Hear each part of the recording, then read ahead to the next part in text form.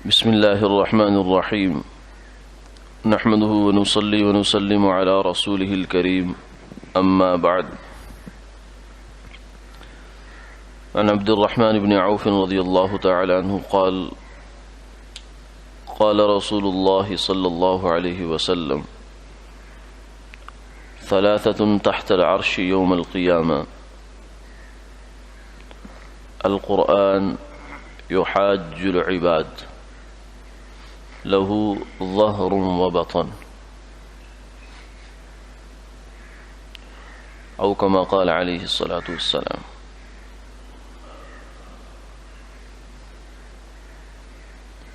حضرت عبد الرحمن بن عوف رضی اللہ تعالی عنہ سے مروی ہے کہ رسول اللہ صلی اللہ علیہ وسلم نے ارشاد فرمایا، تین چیزیں قیامت والے دن اللہ کے عرش کے نیچے ہوں گی،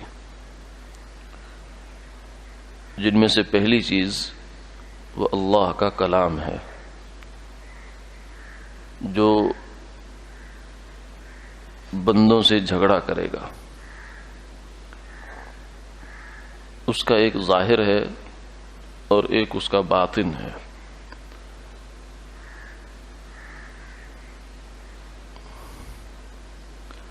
اس حدیث مبارکہ میں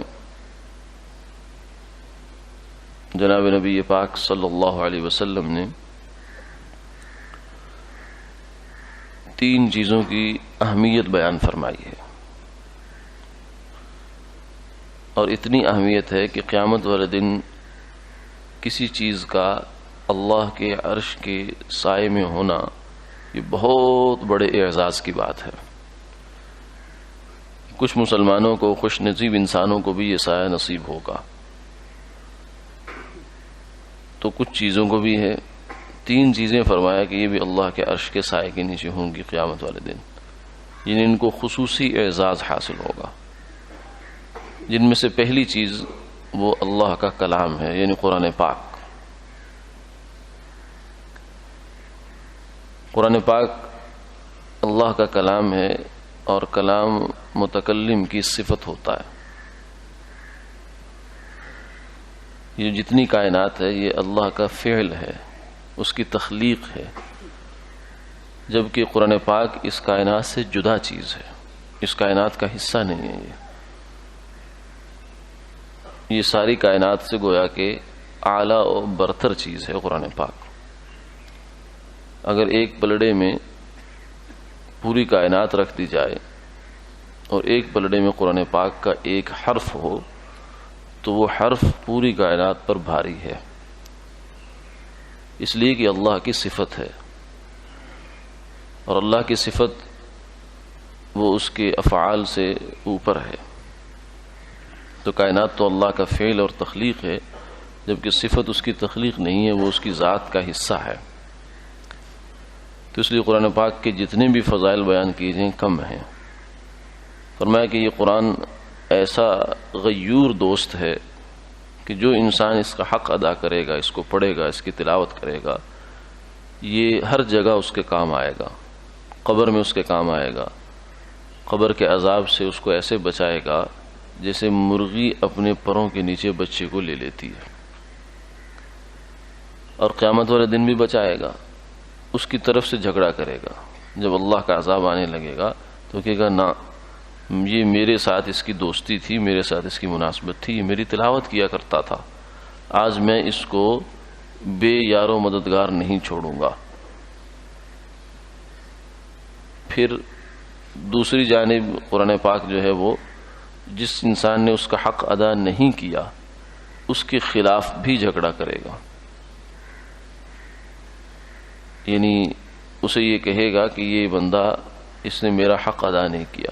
اتنی بڑی نعمت اس کے پاس اللہ کی موجود تھی قرآن پاک کی صورت میں، لیکن اس نے اس سے فائدہ ہی نہیں اٹھایا، میری جانب اس نے دیکھے ہی نہیں ہے، اور میرے ساتھ اس نے معاملہ اچھا نہیں کیا، لہذا اس کو پکڑا جائے۔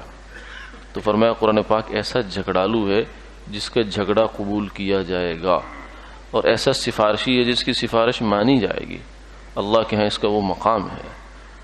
پھر اگلی بات یہ فرمائی کہ قرآن پاک کا ایک ظاہر ہے، ایک باطن ہے، یعنی اس کے کچھ مفاہیم، کچھ مطالب اور کچھ باتیں قرآن پاک کی وہ ہیں جو اکثر ہیں، جو ہر عام اور خاص، ہر عام سے عام آدمی اس کو سمجھتا ہے.